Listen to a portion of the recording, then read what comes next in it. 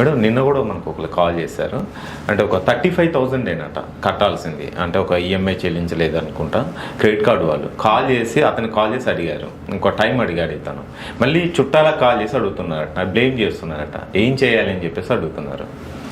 మీరు ఎప్పుడైతే లోన్ తీసుకుంటారో డైర్ అర్జెన్సీ ఏదైతే అవసరానికి ఆ అవసరానికి డబ్బు తీసుకునేటప్పుడు ఇంకా మన అకౌంట్లో డబ్బు పడుతుంది అనుకున్నప్పుడు ఆ బ్యాంక్ అతను ఏ వాటికి మీకు మెసేజెస్ చేస్తూ ఉంటాడో వాటికి అన్నిటికీ యాక్సెస్ ఇచ్చేస్తూ ఉంటారు.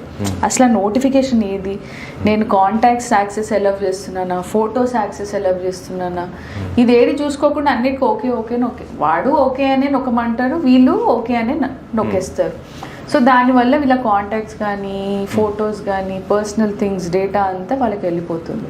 సో ఎప్పుడైతే వీళ్ళు రీపే చేయరో అప్పుడు ఆ ఇన్ఫర్మేషన్ని వాళ్ళు వాడుకొని అందరికీ ఫోన్ చేయడము, పర్సనల్ ఫొటోస్ షేర్ చేయడము. Okay, blame game. వాళ్ళ బంధువులకి ఫోన్ చేసి ఇతను 35,000 కూడా కట్టలేకపోతున్నాడు, మీరు చెప్పండి అనో, లేకపోతే మీరు కట్టాలి అనో.